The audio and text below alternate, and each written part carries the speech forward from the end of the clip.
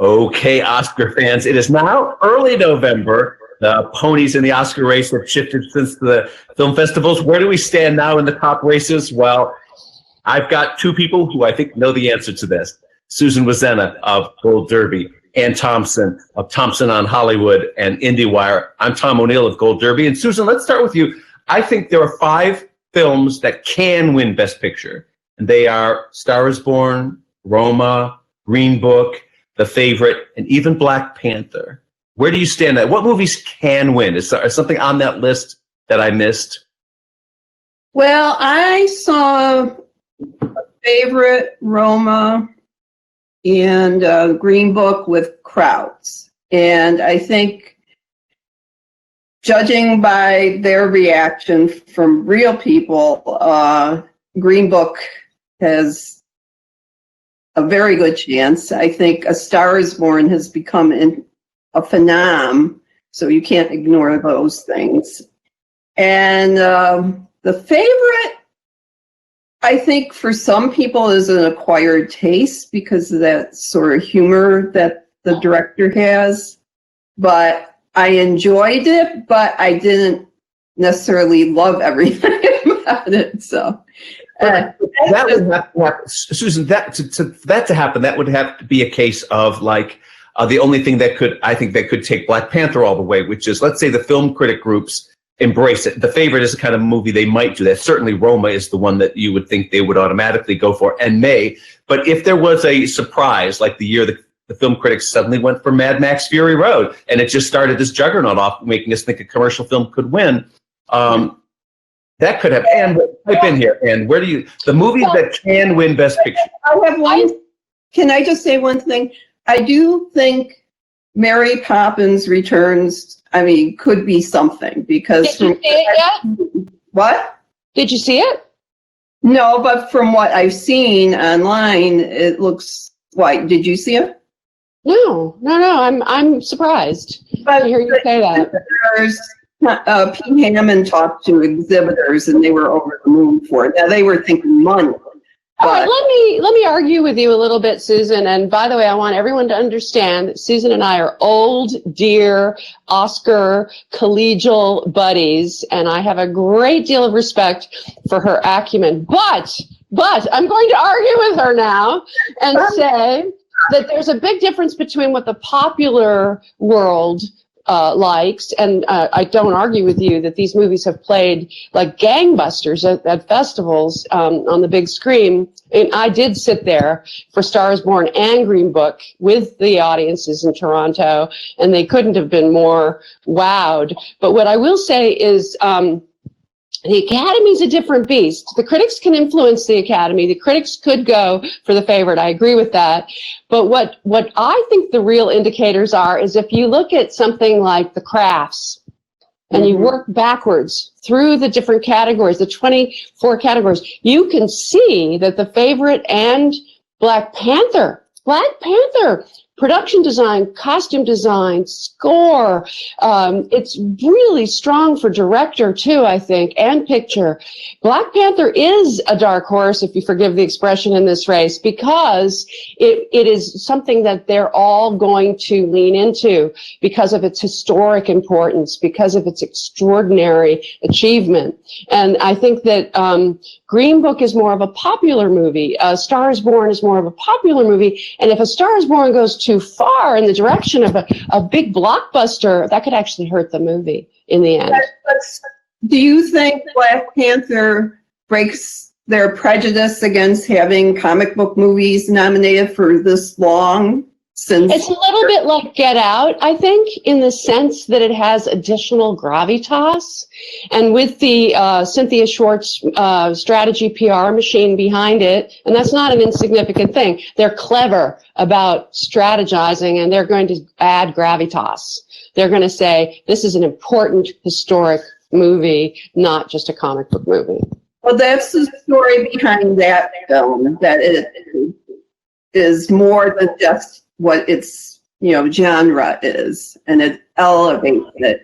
But I think the Green Book has its story too with Peter Farrelly, and it's wonderful. And you could make a case for most of these, But let's stick with Green Book for a while. I want to bring this up because last year I was at Toronto, like you guys were, or at least Anne was. I've seen Susan at many Torontos through the years, Right. But I was there for the gala opening of Shape of Water, and the place went insane, of course. And Guillermo was on stage, and it felt charming. You saw that same explosion with Slumdog Millionaire and movies like that that have just swept up there, and you go and won the audience award. And won the audience award. Yeah. So Green Book is that movie that everyone just walks out of as their discovery. They're like, oh, wow. It has that rooting factor, that explosion at the end where people go crazy. And that often is what drives passion, Anne. You're always talking about passion. No, the emotion is there, but I would argue the emotion is there in Roma. Okay, well, give us your Roma argument. Well, I've got the crafts lined up for Roma because of what it achieves cinematically, and it has been playing in LA. Here's a situation where a movie has built up this enormous buzz through all the different festivals, won the Golden Lion in Venice and everything, and this is a beloved filmmaker, Cuarón, that people respect. This movie is now playing in LA. The Academy members are seeing it, and they're absolutely hyped up to the max and not disappointed. They love it. They think it's extraordinary. It's easy to say, oh, it's just an art film, but there's emotion attached to it. When you talk to those actresses or see their faces again and you realize what they went through in this movie, you remember the emotions of those great scenes in the film. But it does have several strikes against it because it is in Spanish. It would be the first streaming movie to be nominated. And it has no stars. It's almost, the storytelling is wonderfully visual, but that's not to everyone's taste. And it's not a lot of plot, in other words, right? And it's oral, too. Yeah. But, there's no score, so they don't get that. It feels important. It's got all of those kinds of things. I know, but does it achieve the effects that it needs to achieve in terms of bringing people into the emotions of the film? I agree with you with emotions, because last year I felt there were a lot of angry films, and rightfully so. This year it's more the gentler feelings. It's more like a salve for our soul kind of year. And I mean, even Black Panther being a more emotional superhero movie with real stakes in it, that makes you feel, it's not realistic, but it does make you feel a little more comfortable in liking it more than the average one. In other words, we don't have a Best Picture frontrunner now. We kind of knew that, but let's talk. I think it's A Star Is Born, actually. Oh, you do? Now. So give us your Star Is Born argument. Go ahead. Well, it's, as Susan said, it's a phenomenon, and it's incredibly popular. People love the movie, and it's also a narrative that Bradley Cooper is adapting this familiar old story. He did an extraordinary job directing this and acting in it, and knowing that Lady Gaga was going to take it home. So there are all these different aspects of it that work really well on the music side, directing, acting, and actor-directors like Bradley Cooper are often lauded. Right. And he's working it. He's doing all the Q&As. He's out politicking. But does it have the La La Land problem, which is it out front too far too early? I agree with that. I said that earlier. It could peak. Yeah. Could be too popular, but right now that's the leader. Yes, if the vote was held now, I agree. In the public discussion and otherwise in the cultural discussion, because they're playing that very cagily, and I love the soundtrack almost more than the movie. They're owning my house to it just recently. I love you for that, Susan. So that's my life. So, but no, it's like with The Greatest Showman, again, that movie became its own little phenomenon afterwise because of its music. And I think music is very important here. And despite Roma, and I think, even with Green Room, there is music involved. Well, look at the Academy in a different way. You could line up the crafts that went for Shape of Water, or even, and you can line up the mainstream Academy that responds with their heart. And which movie's going to get the most of those segments of the Academy? And Green Book and Star is Born are on the mainstream side for sure, and Roma is on the craft side. So, what do you think about First Man? And I would say Black Panther's straddling those two. That might be an advantage. First Man has fallen and is still going to be respected on the craft side very much because it's extraordinary filmmaking. But in the popular, it got hurt by the box office for sure. Right.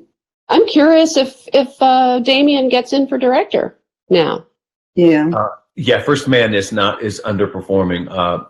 In terms of its expectations, I think what people were surprised by is Neil Armstrong was such a kind of subdued personality. He wasn't a flamboyant character. It kind of limits you with the storytelling. And I think Ryan Gosling did as well as he could possibly do.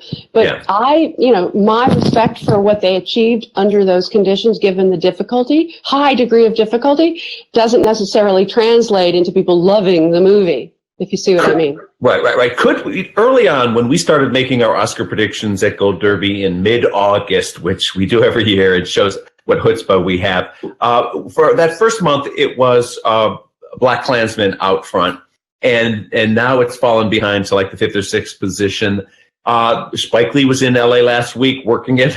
We were there at the same party, and at the Four Seasons, he's doing the tour now, as is the cast, and the studio is pushing it out there. So it could catch fire again, couldn't it? Like the Critics Awards, and all of a sudden it could be all about Spike Lee, right? Or no? Spike Lee is hanging in there for sure. I think he's going to be a factor, don't you, Susan? Well, maybe for screenplay or something. I don't know. That's a strong one for him. Yeah, but he was nominated for screenplay once before. Yeah. But Susan, you don't think it can win Best Picture if the cards fall just right? In other words, some Critics Awards. I wonder if he gets director. That could be a possibility. Yes. Because he really delivered this. Yeah. It did pretty well at the box office. Yeah, it did. Yeah. Box office doesn't matter anymore. Look at Hurt Locker and Moonlight. They made 5 cents each here. What about some of these other movies? What about some of these other movies like Beale Street Could Talk? Can You Ever Forgive Me? We haven't seen Vice yet, but what about some of these others that will be nominated in all likelihood? Any potential winners there? I think Widows has a chance. Widows is wonderful, yes. I don't know where that's going to end up. I really don't. It's one of the great question marks for me. It's the only Steve McQueen film that ever made me laugh. It's a very commercial film, but there are it's a women's picture. It's an empowerment movie for women. I love it. All together, and that one woman keeps running. I didn't know who she was. I just said, "Where'd she come from?" I love her. So. Cynthia Erivo. And I have a West Highland Terrier. Oh. So I have to love that. The dog, yes. It's all about the dog. So I know the movie could really take off, and it's endearing. It's wonderful. It's a commercial film, though, and you're constantly jarred as an Oscar watcher while viewing this thing, going, "Oh, that's so much fun!" And the caliber of Viola's performance on screen is a kind of Oscar-weighted performance, but in a kind of a caper film. But does that matter? Sometimes they say fine with those kinds of things. It's the same thing in a weird way as the Black Panther. It's an elevated genre film, and it's hard to say how far. I can't imagine, for example, at the end of the year, all the critics are going to go for Widows. I know they like it, of course, yeah. But you see what I mean, and so they might go for Black Panther for some. You know what I'm saying? It's how elevated can it be? Let's switch over to the Best Actor race here. You both have Bradley out front at number 1, and your second position at Gold Derby, you have Vigo. I have a hunch that's the race. Who wants to start here? Obviously, I think that's the race. Well, that's not obvious, Susan, because we change our predictions every 5 minutes at Gold Derby. I moved Ryan Gosling down, for example. Yeah. Oh. But and nothing against Ryan Gosling. It's just, you want to keep up with where opinion is. But I mean, Viggo, he's been nominated, twice? And they love him. I love him. So, yeah, I would be very happy if he won. Bradley will be in other categories, too, though. So, it'll be interesting if he... Well, not song. He's been booted out of that. He'll be up for director. He may not get nominated for script because often they don't nominate perceived musicals in the screenplay department. Where do you stand on it? Screenplay, though. I think I have that on the screenplay list. Eric Roth has pedigree. So, best actor and Thompson. What say you? Who can win that thing? Oh boy, I think it is between the two of them right now. I need to see what happens with Christian Bale, for example. Yeah. Vice is a big question mark. I want to see The Mule. I want to see if Clint Eastwood pulls it out again. Right. These so Clint and Redford are both trying to get an actor Oscar before it's too late. This is their big shot. Redford was in the conversation, but then, did that film open? It did okay. Yes, it's doing fine. It's actually respectable. It's doing better than I thought it was going to do. It's a modest, lovely, charming movie that doesn't have that much gravitas, to use that word again. But Redford is so charming in it. You never know. Yeah. I agree. But, you don't sound like you think. Willem Dafoe won in Venice, and that's the kind. He's overdue. The veteran overdue. It has the artistic pretension at Eternity's Gate, where he portrays Vincent van Gogh. That's not. I thought it would be higher up the list than it is. He's going to be nominated. I have it in my list. I think he's extraordinary. I think that's a quiet movie that needs a lot more attention, and maybe the critics come through for Willem Dafoe. Yeah, that's the kind of movie they could respond to. I already wrote my ode to Willem this week. Oh, right. At a festival, so yeah. And you're among the admirers of First Reformed, Ethan Hawke. You've got him in your 5th position now, and he's an Academy darling who's a real workman. That's possible, isn't it? That's very possible, and that's another case where the critics are going to have to come through. I think that the actors respect all of these actors. I think they respect Hawke and Dafoe and Gosling and Mortensen and Cooper. I think it's going to be up to the critics and the guilds to start to winnow away the front runners in this case. This is a very, very competitive race. Ethan Hawke should be in there, but First Reformed is a smaller movie. Even if it was a big hit in indie terms, it's a smaller movie. So what about Bohemian Rhapsody and Rami Malek? I think that falls away. Really? I disagree so much. He doesn't do his own singing. And it's a bad movie. No, it's not. It's a fantastic very bad movie. You're wrong, Ann. And it's tainted by Bryan Singer. Well, it's tainted by the director. The reviews are very mixed. You've seen the reviews. Look at the New York Times review. Another one bites the dust. No, he doesn't bite the dust. He carries the whole film, and Rami won the Emmy against all odds. Look, he's a force here. He doesn't do his own singing, yes, and the movie doesn't have all that other support in these other branches like director, etc., that you might normally need to win here. But I think he's a big force. I disagree. I think the movie's fantastic. Well, it's a competitive category. I'm suggesting to you sometimes, I mean, this is true with women. I mean, someone like Annette Bening and Film Stars Don't Die in Liverpool, she gave an amazing performance, but the movie was not considered a strong film, and it fell away. And so you have to have, in the Oscar race, you kind of have to have all the cylinders firing to go all the way. Yeah. Lucas Hedges has a couple of movies out, and Lucas is a factor. We mentioned Both Redford. of the films are not that great, though. They're good, solid films. I'm saying they're not home runs. Right. We're talking about Ben is Back and Boy Erased. Let's move to Best Actress. We have a disagreement between you two on Best Actress. Susan says Glenn Close. Anne has currently got Olivia Colman at number 1. Neither of you have Lady Gaga, and the world is outraged. What have you say for yourselves? I stand by my choice. Why? Because I want her to win. Oh, well, that's not a good reason, Susan. Sometimes they require, I would say that argument I made earlier applies to The Wife. The Wife is a good, solid movie, and Glenn Close gives a great performance, and it's a hit. Sony is carrying the box office, and that's their strategy. That's good, and everyone will see it, and she's a strong, overdue person. But still, the movie needs to be really good to go the distance, and I worry about that with that particular film. Well, I think I love Olivia Colman. I would be happy if she won, but I wish it was a good movie. I don't know. I like The Favorite a lot more than you do, and I think it's very strong through the crafts as well, by the way, costume, production design, absolutely. All that stuff, cinematography, directing even. I think Yorgos could even make it to director. It's a lot of fun, this movie, but and the three actresses are amazing. I think they're right to put Olivia in Best Actress, and I think the critics are going to go for her. She's the British discovery, if you like. In other words, everyone knows her already in Britain, and this is her big breakthrough here in America.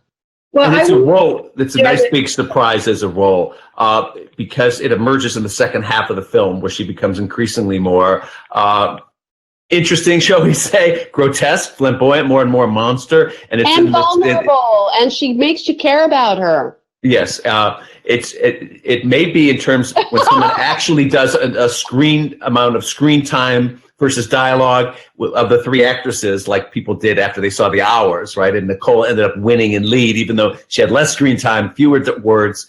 This may be a case here. It doesn't matter if it turns out that Olivia is not on screen as much as the other two actors, because this is her movie. She is the queen, and they're all fighting to be her favorite. It's very weird movie that's absolutely delightful surprise. I will say it might render Mary Queen of Scots just a little bit quaint or something. It's a little too predictable, yeah. You don't see anything coming in the Queen. It's so over the top. But Olivia Colman, I agree with you, and she's going to win the Critics Awards. She's the big discovery of the year. That's where you get this kind of bandwagon effect, and she could go all the way. And it is a really top.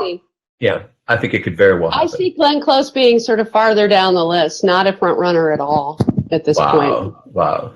What about your friend Yalitza? And you're so high on. He gets in there for sure. As soon as people see it, they will cry. They will cry and cry and cry, and it will be like Harold Russell, or Hang S. Noor from The Killing Fields. It'll be one of those. And I just like saying her name, Jalitza Aparicio. From Roma. She's a non-actress who carries the movie in the lead role. And she's lovely. She's just lovely. She's a teacher, school teacher.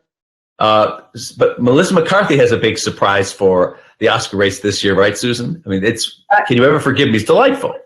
And she doesn't crack a bit from, she doesn't make jokes. She is as rotten to the core, yet every person, and I appreciate that. I loved her in this. I think she's extraordinary in it. And her and Richard E. Grant should just go on the road and do it. I agree. Now, we have other people in this race. Emily Blunt, Mary Poppins Returns. Susan, I know you'll like that a lot. The original Mary Poppins won for Julie Andrews. She hasn't seen it yet. She hasn't seen it. No, Mary Poppins was the movie that made me an Oscar watcher. So that's why I think it's a movie that shouldn't be done over again. It's a sequel. She's returning. They're not remaking it. For me, Mary Poppins is a very, very, very tall standard, very high standard to meet. Well, that doesn't mean it's the same studio. They're not. And the role did win an Oscar originally. Here's my problem. We haven't seen it yet, but Susan, you mentioned earlier the trailer and stuff. Here's my problem with the trailer. Emily Blunt looks too mean. Mary Poppins was no nonsense, but Emily Blunt. She has two personalities: the public one and the one in the fantasy world. You don't understand this. All right. You're gonna have to take me there some other time. We have other people like. We have Julia Roberts. Ben is back. She's really good. Nicole Kidman in this Destroyer. She certainly looks like hell. And that's a narrative that sometimes people respond to, where the gorgeous actress, makes herself into this tough, that's a great part for Nicole Kidman, and she runs with it. And I actually love this movie, but it's hard boiled. It's very genre. It's a hard act to push that into Oscar contention, I'd say. Let's go alone. Honey, let's go see Destroyer. I'm sorry. I know. But Affliction, I go see Affliction this holiday. Viola Davis is back, and she's really, really good. We don't know how that's going to play out in this film here. And then we've got Charlize Theron and Tully. I'm going through the list of what other Oscar be an awful lot, but I think I knew too much about the movie once I saw it, so it wasn't like this big twist to me. And we've got a couple of votes for Rosamund Pike. Fooled. I was completely fooled by Tully. I didn't get the twist. Okay. We shouldn't give it away. We shouldn't even say there's a twist. There's no twist. Quit spoiling things, Susan. I think Charlize is an amazing actress, and this is whenever she gets together with Diablo and Jason Reitman, great things happen. So I recommend this movie. It's a question of whether anyone sees the film. This is the real issue. Right, of course. But I love Mad Max. If she won for that, I would. She was robbed. She was robbed. She was robbed, right. And Rosamund Pike is also on the list for A Private War among our experts here. Let's move over to supporting actor. Now, Mahershala Ali has moved in just 8 or 9 days. He was, the score was about 10 or 11 experts for Timothée Chalamet for Beautiful Boy. And then in second place was Mahershala with 3 or 4 fewer votes. It's flipped now. In just 8 days or 9 days, Mahershala is like, it scores like 15-7 or something. Mahershala has just marched forward on this, including on my predictions, including both of yours. Susan, let's start with you. Why is Mahershala suddenly out front? It's a very understated performance. If they made him the good guy, or but they didn't. They both characters have flaws, and the two actors who are very different, even combine these two people and make the world just better by being in their presence. And I think one can't succeed without the other actor character, combining that way. And I think if I'm going to love Viggo, I gotta love him too. You can't. It's like peanut butter and jelly. So. Very well said. I agree with her 100%. There's something about Mahershala Ali in this role that just breaks your heart. Yeah. He's a very strong man and a capable man, but he's being put through the ringer on this tour in the Deep South in the 60s, and this lovely lug of a guy played by Viggo Mortensen, who hasn't got a clue in many ways, really respects him and learns to love him, and they learn to love each other. There's a scene in the movie in Green Book where the driver is teaching his boss how to appreciate the joys of fried chicken. Right, it's really hilarious. Insulted in the least. It's a great discovery thing, and even though Mahershala, remember the last time he won an Oscar for Moonlight, it was a very understated role. It was very empathetic. He was powerfully concerned about the boy and nurturing him, even though Mahershala's character was a drug dealer and theoretically kind of a thug. And he had this many minutes. This is properly a two-hander, and there are those who object to the fact that they're putting him in supporting because the two men are equal. But I get it, and he'll win now. That's the point.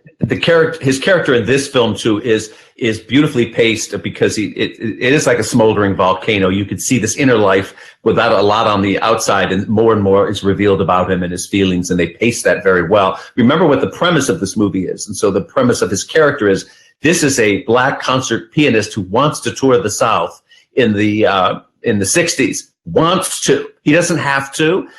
He could play the concert halls of Vienna and Europe. But he chooses to do this because of he's just determined to stand up for his dignity in the South. Absolutely. And he's forced to stay in these horrible motels, and the Green Book is the guide to where people of color are allowed to stay. Yeah. And eat, and the rest of it. Exactly. It's a great history lesson. Good book. It's a real true story, and it plays. And Farrelly ran with the ball.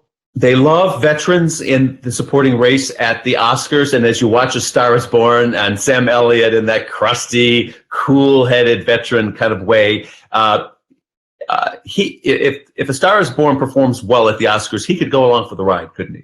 Oh, he's in. He's in. In fact, he's in for a nomination, but is he in for a possible win? I think he's a possible win just because Ali already did win. That's a problem for him. I was upset that he was nominated for Grandma and I'll See You in My Dreams. And I mean, he's had this late life spurt that has been beautiful to watch with great actresses beside him. And this, he has Bradley Cooper, but that's okay too. So there's one shot where he turns around in the car and looks over his shoulder with tears in his eyes. That's him. That's the movie right there. Okay. Okay. I haven't seen Vice yet. Sam Rockwell could do it again. Could be back for more. The trailer for that, he's amazing. Yes, he plays George W. Bush. It's really funny. I am eager to see this, needless to say. Yeah, no, it's going to be great.